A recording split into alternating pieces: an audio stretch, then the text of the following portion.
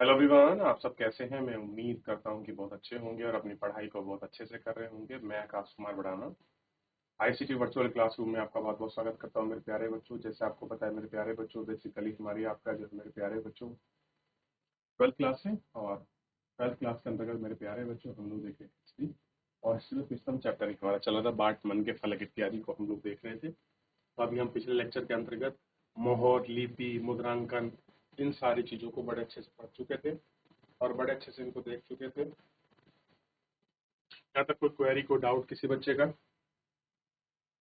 आप एक बार देख लीजिए। क्लियर है?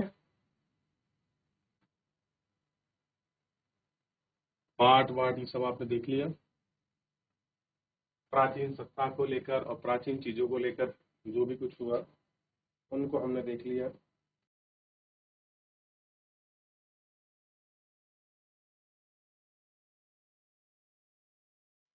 आगे बढ़े। कुछ पुरातात्विकविद इस मत पर हैं कि हड़प्पाई समाज के शासक ने नहीं, सभी सामाजिक स्थितियों की समान है। दूसरे पुरातत्व यह मानते हैं कि कोई एक नहीं बल्कि कई शासक थे जिन्होंने मोहनजोदड़ो, हड़प्पा आदि में अपने अपने अलग अलग राजा थे और यह तर्क देते हैं कि यह राज्य था पुरातत्वविद और समान था। नियोजित बस्ती, साक्ष्य ईंट आकार के निश्चित अनुपात, बस्तियां और कच्चे माल के स्रोत के समीप अभी तक स्थिति अंतिम और परिकल्पित पुनर्युक्ति संगत होती है और इनको कदाचित ही नहीं लगता। पूरे के पूरे समुदाय तथा इकट्ठे जटिल निर्णय लेने तथा क्रियान्वयन के लिए किए जाते हैं। सब एक दूसरे के साथ क्रियान्वयन होते, इंप्लीमेंट होते, मैनिपुलेशन किया जाता है। इन सब चीजों को हम लोग इसमें देखते हैं। क्लियर है? ये आप इसको देख सकते हैं कि शासक है और इनकी कंडीशन। आगे बढ़ रहे हैं। अब देख रहे हैं सभ्यता का। ऐसे साक्ष्य मिले हैं जिनके अनुसार लगभग 1800 ईसा पूर्व तक चोलिस्तान जैसे क्षेत्रों में अधिकांश विकसित हड़प्पा स्थलों को त्याग कर दिया गया। इसके साथ ही गुजरात, हरियाणा, पश्चिमी उत्तर प्रदेश की नई बस्तियों को आबादी बढ़ाने लगी थी। ऐसा लगता है कि हड़प्पा सभ्यता के क्षेत्र ये 1900 ईसा पूर्व के आसपास के पूर्व में अस्तित्व में रहे। चुने हुए हड़प्पा स्थलों को ही भौतिक संस्कृति में बढ़ावा दिया गया। सभ्यता की विशिष्ट पुरातात्विक बाटों, मोहरों तथा विशिष्ट मनकों को समाप्त हो जाना था। लेखन, लंबी दूरी का व्यापार तथा शिल्प विशेषज्ञताओं का ही समाप्त हो गई। थोड़ी वस्तुओं को निर्माण करने के लिए थोड़ा सा ही माल प्रयोग में लाया गया। आवास निर्माण की तकनीकी का ह्रास हुआ। बड़ी सार्वजनिक संरचनाओं का निर्माण अब बंद हो गया था। कुल मिलाकर पुरातात्विकविद और बस्तियां स्थितियों में सामग्री की जीवन शैली की ओर संकेत करती हैं। इन संस्कृतियों में हड़प्पा अथवा अनुवर्ती संस्कृति भी कहा गया है। कैसा है? इनको हम हड़प्पा या अनुवर्ती जो संस्कृति है उनको भी हमने कहा। ये संस्कृति कैसी है, ये चीजें कैसी हैं, ये सब अनुवर्ती। ये परिवर्तन कैसे हुआ, इस विषय में कोई व्याख्या दीजिए। जलवायु परिवर्तन, वनों की कटाई, अत्यधिक बाढ़, नदियों का सूखना और गर्म मार्ग बदल लेना, भूमि का अत्यधिक उपयोग और कुछ कारणों से कुछ बस्तियों और संदर्भ में सही हो सकते हैं, परंतु सभ्यता के पतन के कारण नहीं। ऐसा लगता है कि एकीकरण के कारण ही तत्व संभवतः खुदाई हड़प्पा सभ्यता का अंत हो गया। मोहर, लिपि, विशिष्ट मानकों, मृत भांडों, लेप, मानकीकृत बाट प्रणाली, स्थानीय बाटों का प्रयोग, शहरीकरण, परित्याग जैसे बालों पर बल मिला है। इस तरह के नए शहरों को भी विकास के लिए सहायक सिद्ध हुए हैं और ये सब उनको प्रतीक्षा करनी पड़ी। तो इस तरह के परिवर्तन, इस तरीके की प्रतीक्षाएं, इस तरीके की चीजें हुई हैं हड़प्पा सभ्यता में। इस सभ्यता का अंत कैसे हुआ? तो कुछ चुने हुए अस्तित्व हैं, कुछ विशेष स्थल जानकारी देते हैं, कह रहे कुछ विशेष महत्व बताते हैं कि शिल्प की विशेषता समाप्त हो गई थी, व्यापार नहीं हो रहा था, माल तकनीकी का ह्रास हुआ, संरचना का निर्माण होना बंद हो गया, जो बस्तियां थी उनकी जीवन शैली चेंज हो गई और जो नदियां थी वो बदल गई, और कुछ लोग ये भी कहते हैं कि भैया जलवायु जो आपका परिवर्तन हुआ, वनों की कटाई हुई अत्यधिक, नदी बाढ़, सूख गए, मार्ग बदल गए, ये सारे कारण हैं। तो एक बार आप इनको देखिए, फिर हम ठोस कॉन्क्रीट पॉइंट पर चलेंगे। अभी तो ये है जो आपका बताया जा रहा है कि किस किस कारणों से ये सभ्यता आपकी अंत हुई है। देखिए, फिर हम कुछ मुद्दों पर बात करेंगे। क्लियर है?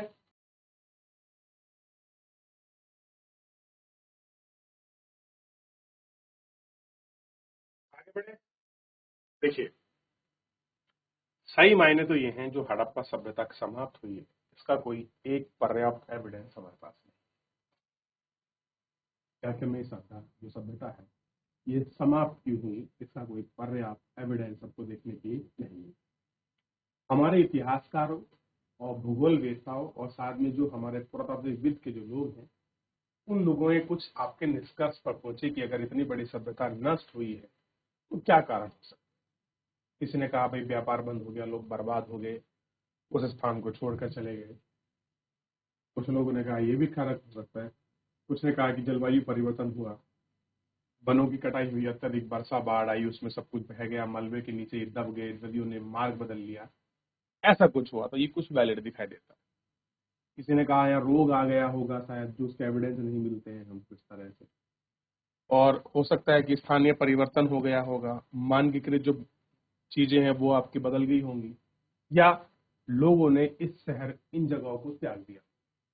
तो कुल मिलाकर कोई ऐसा विशेष कारण हमको पता नहीं चलता जिसके माध्यम से हम ये जान पाए कि भैया ये आखिर में सभ्यता खत्म क्यों हुई है, क्या कुछ है। ठीक, इस सभ्यता के विषय में हमें कोई जानकारी मिलती नहीं। अब हम आगे बढ़ रहे हैं और इसमें है आक्रमण के साक्ष्य। कह रहे हैं कि कुछ लोग ये भी कहते हैं कि आर्यों ने इस सभ्यता को नष्ट कर दिया था। आइए देखते हैं। लेडमैन लेन ने एक सकरी गली है जो 3 से 6 फुट की परिवर्तित है और पश्चिमी गली से मुड़ती है, 4 से 2 इंच गहरी है, खोपड़ी है और वेग छाती पर है और भारी मुट्ठी भर अवस्था है। पीठ केवल गली की अड़पड़ है। पश्चिम की ओर 15 इंच पूरी छोटी खोपड़ी के टुकड़े हैं और इनके अवशेष हमको मिले हैं। देखते हैं। 1925 में मोहनजोदाड़ो में इस प्रकार के 16 लोगों के अस्थि पंजर आभूषण सहित मिले हैं जो मृत्यु के समान पहले थे। बहुत समय पश्चात 1947 में RIM व्हीलर ने भारतीय पुरातत्व सर्वेक्षण के तत्कालीन डायरेक्टर जनरल थे। इन्होंने पुरातात्विक साक्ष्य उपमहाद्वीप के ज्ञान पृथ्व्योपक्षण ग्रंथ ऋग्वेद के साक्ष्य के संबंध को स्थापित करने का प्रयास किया। ऋग्वेद में पुर शब्द का उल्लेख है जिसका अर्थ होता है प्राचीन किला या गढ़। आर्यों के युद्ध और देवताओं का युद्ध अर्थात पुरंदर और गढ़ विध्वंस कहा गया है। कह रहे जो आर्यों के युद्ध के देवता थे, ध्यान रखना है, जो आर्य हैं उनके युद्ध के देवता थे इंद्र, और इंद्र को पुरंदर कहा गया है और पुरंदर का अर्थ होता है गढ़ या किले को विध्वंस करने वाला। ये ही कुछ ऐसी चीजें हैं जो उल्लेख करती हैं कि भैया इन सभ्यताओं को, लोगों को नष्ट करने में आर्यों का बड़ा योगदान था और खास कर इंद्र का बड़ा योगदान। ये दुर्ग कहाँ थे या थे, ये पहले माना गया है एक मिथक मात्र थे। कह रही है बाकी में थे या नहीं है, या फिर एक हमने वैसी कहानी बना ली है अपने मन में मिथक है। हड़प्पा स्थलों में हाल ही में उत्खननों में पारदर्शित बदल गए हैं। हमने मुख्यतः अनार्य प्रकार यानी कि जो आर्य नहीं है उनको अनार्य कहा गया है। एक बहुत शक्तिशाली सभ्यता आप जानकारी के अनुसार विशाल किलेबंदी की गई है और स्थिर सभ्यता नष्ट हुई है। जलवायु संबंधित आर्थिक रणनीतिक हास को कमजोर किया है और जानबूझकर ये सारी चीजें हुई हैं और बड़े पैमाने पर की। यह मात्र संयोग नहीं हो सकता बल्कि मोहनजोदड़ो के अंतिम आभास है। यह पुरुष, महिला तथा बच्चों को जनसंहार किया है। RK व्हील हड़प्पा सभ्यता में हमने देखा है 1960 के दशक में जॉन डेल्टस नामक पुरातत्व के मोहनजोदड़ो ने जनसंहार के साक्ष्य पर सवाल उठाए थे। उनके साथ मिले अस्थि पंजर एक ही काल से संबंधित है। हाल ही में तो निश्चित रूप से संहार के संकेत मिले हैं, अधिकांश इसके संदर्भ में मिले हैं और वे उनको इंगित करते हैं और यह अत्यधिक लापरवाही तथा श्रद्धाहीन तरीके से बनाए गए शब्द। अंतिम फैसला है और अग्निकुंड के चिन्ह नहीं है, चारों ओर फैले हथियार कैसे हैं, हथियार फैले हुए हैं और सैनिक सब नहीं हैं जो दुर्ग की एकमात्र किलेबंदी का आत्मरक्षण के साक्ष्य भी। ये सारी चीजें हमको यहाँ मिली है। इन सारी चीजों के आधार पर हमने इन सबको आपका देखा। क्लियर है ये आपका? चलिए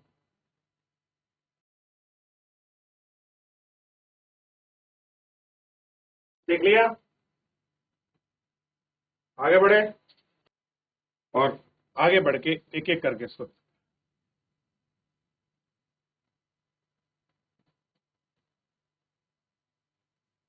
अब हमने कितने हड़प्पा सभ्यता के विभिन्न पहलुओं की विशेषता एवं इसके संदर्भ में किया है। इस प्रकार पुरातात्विकविदों ने भौतिक अवशेष से प्राप्त सर्वेक्षण के माध्यम से ही आकर्षक इतिहास के अलग अलग अंशों को एक साथ जोड़ा है और एक कहानी भी कही है जिसमें हम पुरातात्विकविदों के साक्ष्य की खोज की है।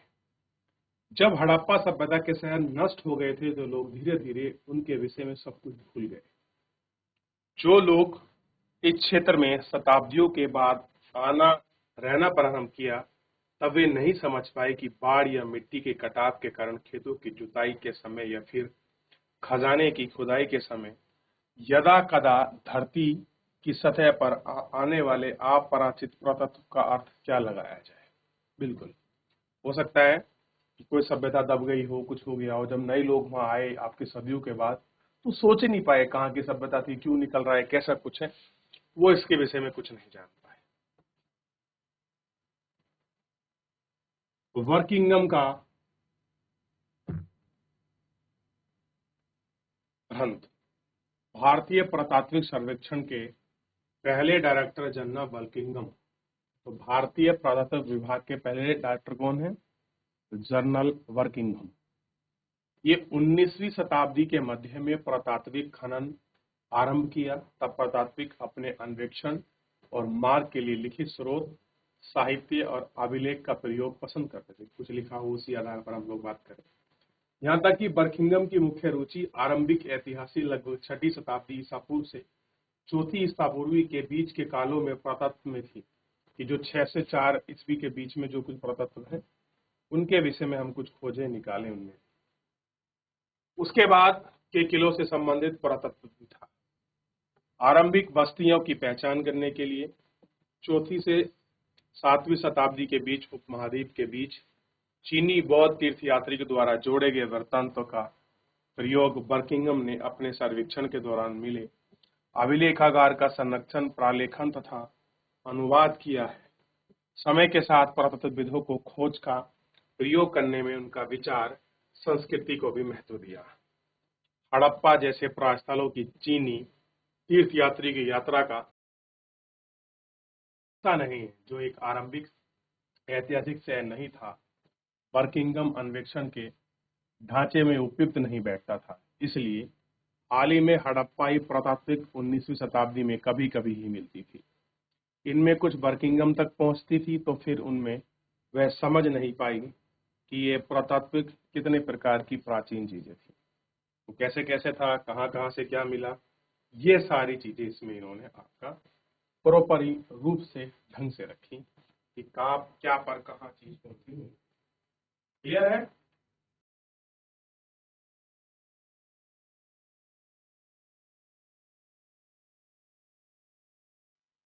देख लिया?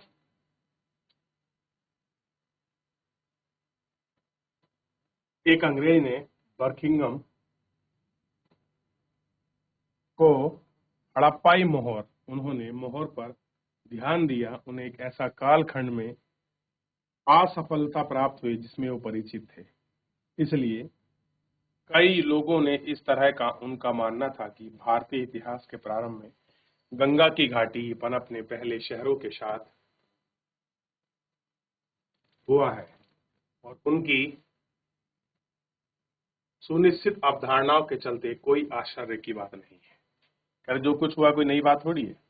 हड़प्पा के महत्व को समझने में वो चूक कर गए, यानी कि जिस चीजों को समझना चाहिए था, जिस अवधारणा के साथ उनको चलना चाहिए था, वो उस अवधारणा के साथ वो नहीं चले। क्लियर है? अब ये पहली मोहर उनको वहां से मिली थी, हड़प्पा सभ्यता से, बर्किंघम को। अगर इसको गौर से स्टडी की होती तो शायद जितना कुछ आज हमें मिला उससे और ज्यादा हमको कुछ मिलता। क्लियर है? देखिए,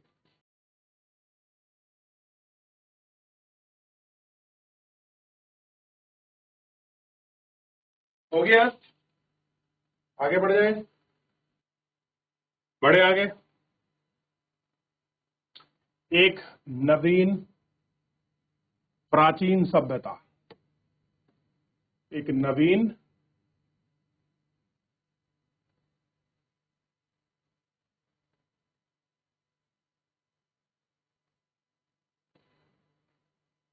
नवीन प्राचीन सभ्यता।